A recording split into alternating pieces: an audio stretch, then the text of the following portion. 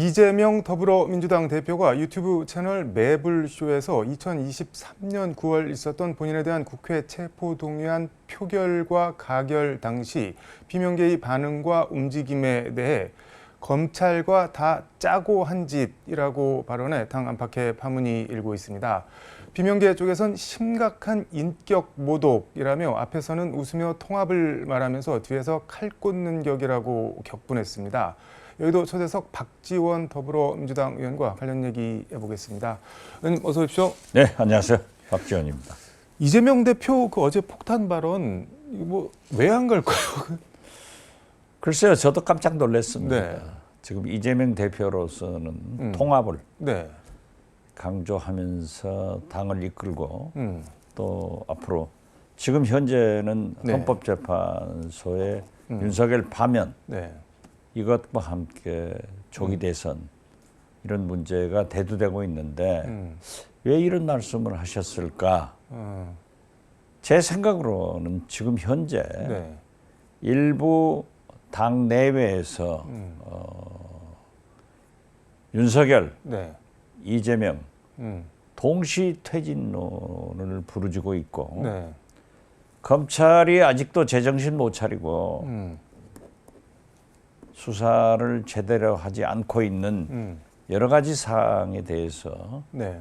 경종을 울리기 위해서 한 발언 아닐까 이렇게 추측해 봅니다. 근데 동시 퇴진 말씀을 해주셨는데 지금 이낙연 전 대표가 세게 지금 동시 퇴진을 얘기를 하고 있는데 이재명 대표 어제 발언 보면은 2023년 6월에 민주당에서 유력한 분이 본인이나 당을 위해서 당대표직 물러나시라 뭐 이렇게 얘기를 했다고 하는데 그럼 이 유력한 분이 이낙연 대표를 지칭하는 걸까요? 그건 모르겠어요. 그건 모르지만은 네. 어떻게 됐든 지금 현재 네. 그러한 얘기들이 나오고 있고 네. 지금 현재 우리의 최대의 개혁은 윤석열 퇴진 네. 그리고 최대의 혁신은 민주당으로의 정권 교체인데 지금 현재는 완전히 네. 이재명 대표가 압도적 지지를 받고 있기 때문에 당내 경선을 하더라도 네. 우위에 서 있을 것이다 하는 얘기를 하고 또 우리 당내에서 경선을 준비하시는 분들이 총구를 앞으로 쏘지 네. 옆으로 쏘지 마라. 이거는 근데 옆으로 쏜 것도 아니고 본인한테 쏜 거 아닌가요? 어떻게 아니 보면? 글쎄요. 네. 그러한 얘기를 해서 잘 정리가 돼 가더라고요. 김경수 지사나 네. 김부겸 총리, 김동연 지사 네. 다 그렇게 정리가 돼 갔는데 왜 이런 말씀을 하셨는가 하는 거 보면은 지금 현재 그런 얘기가 대두되고 있잖아요. 그런 얘기라는 게 동반퇴진. 동반퇴진. 아, 네. 이러기 때문에 또 검찰과 함께 어떤 장난이 나올 수도 있다.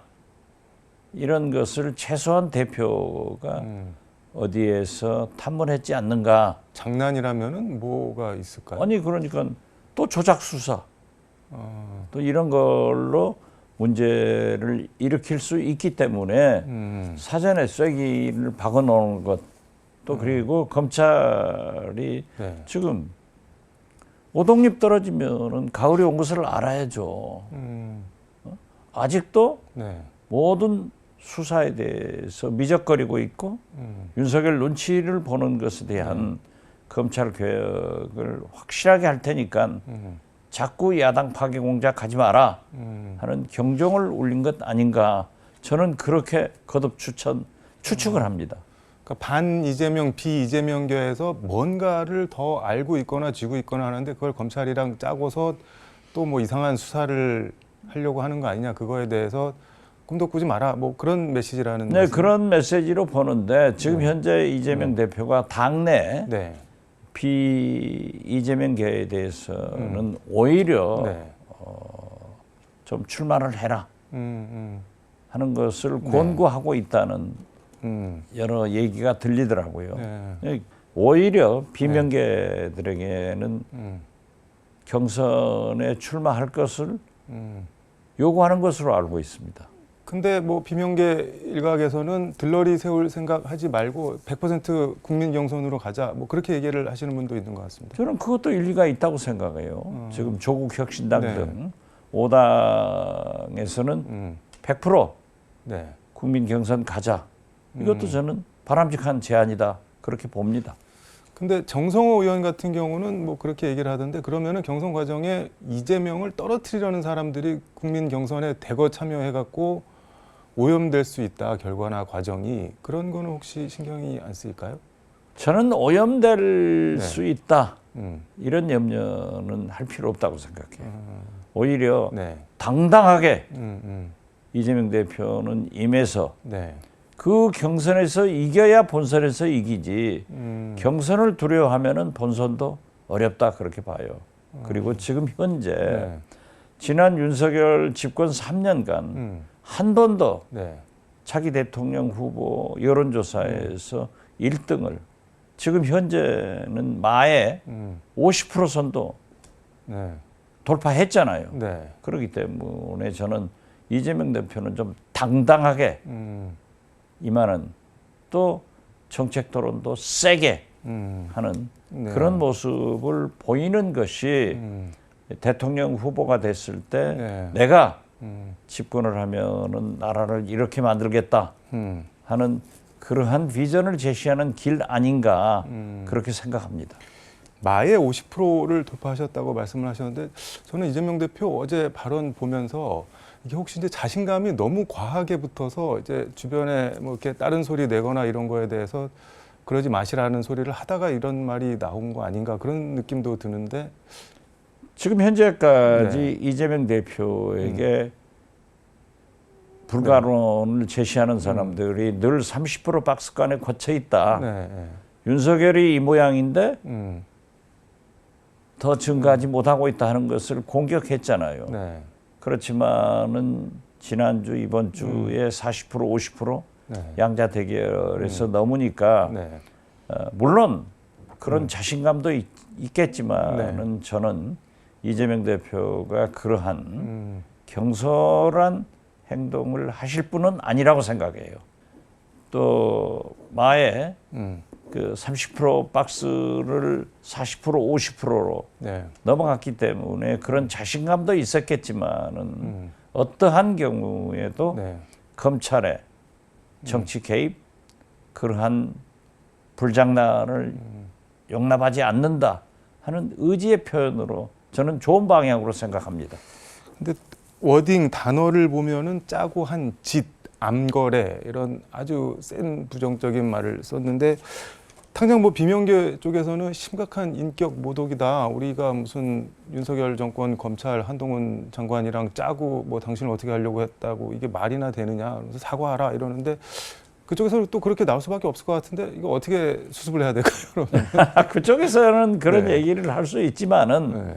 저는 이재명 대표가 무엇인가를 네. 파악했기 때문에 검찰 개혁에 검찰의 선거 개입에 지금 현재 검찰의 수사 작대에 네. 쐐기를 박은 것 아닌가 이렇게 긍정적으로 봅니다.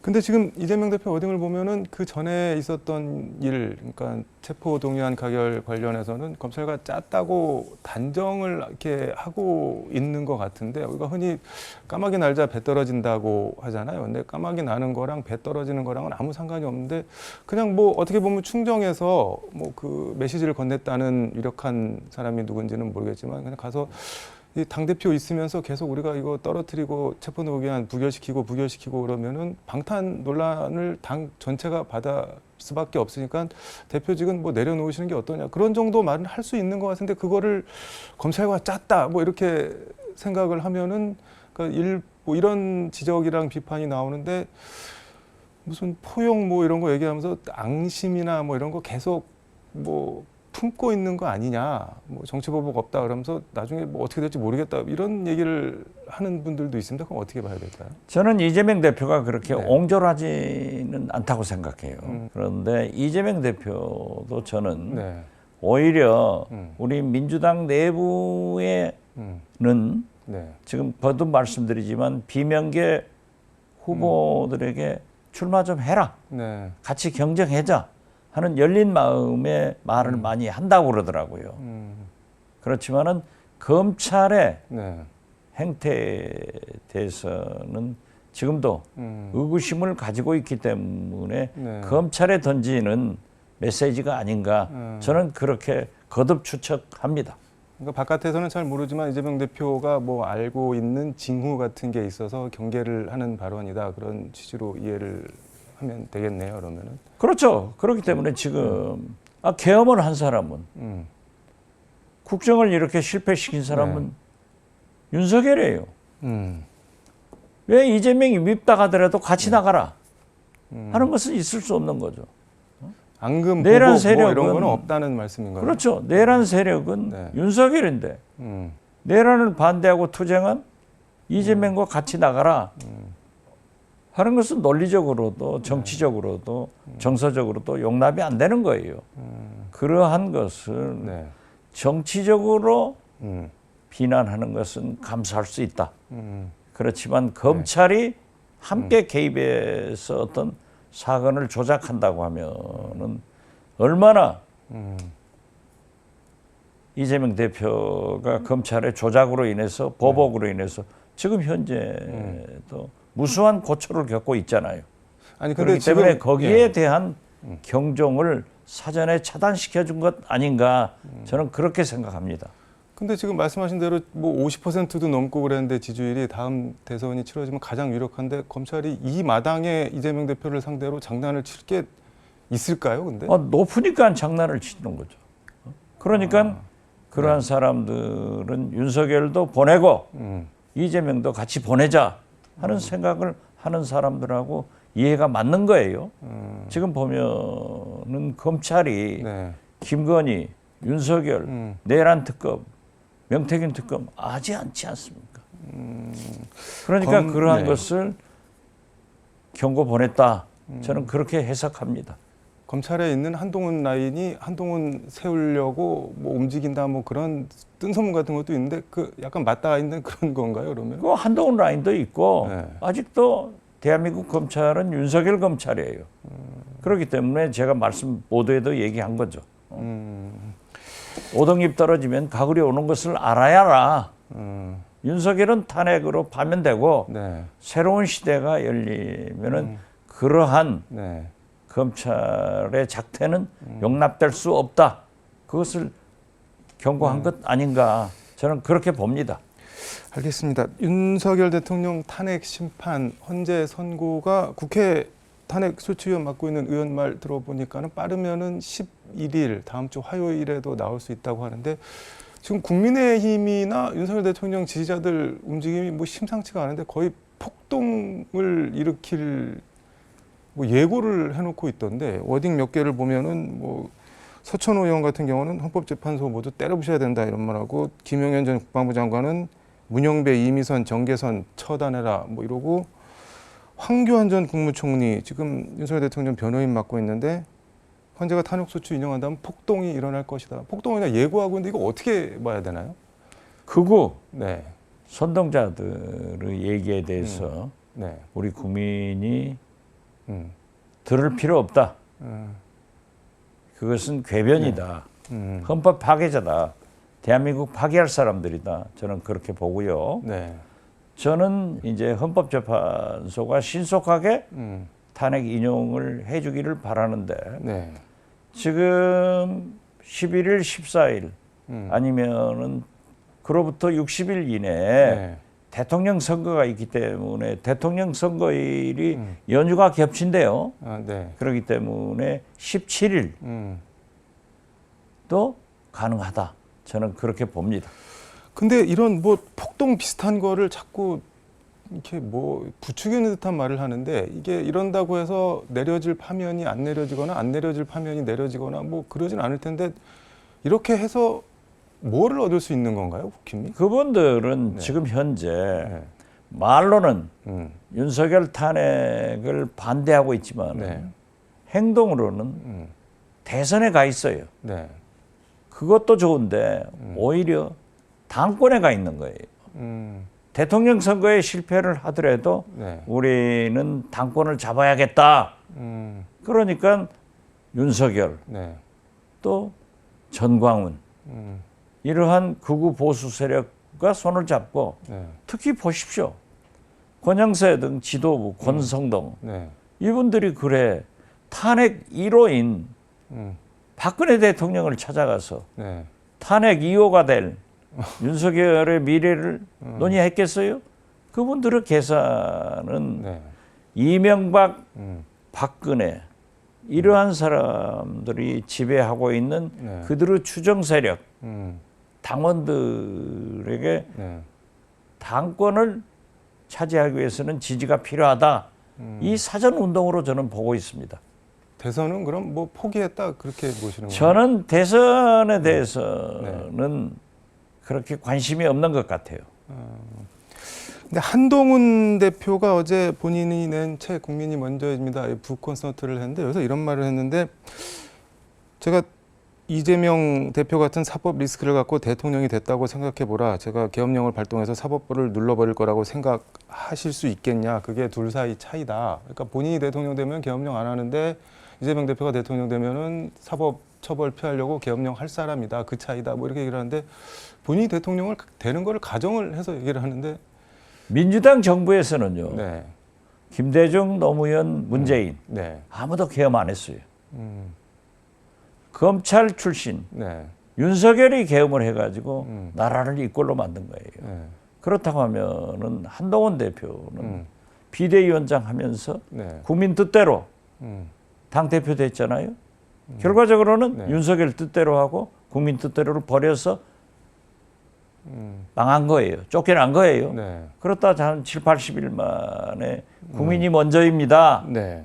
라는 책을 들고 나왔는데 책 많이 팔린 것으로 보면은 안철수가 대통령 2번 했을 거예요. 책은 잘 팔린대요. 그렇지만 지금 네. 하는 걸 보면은 이재명이 집권하면 계엄할 것이다.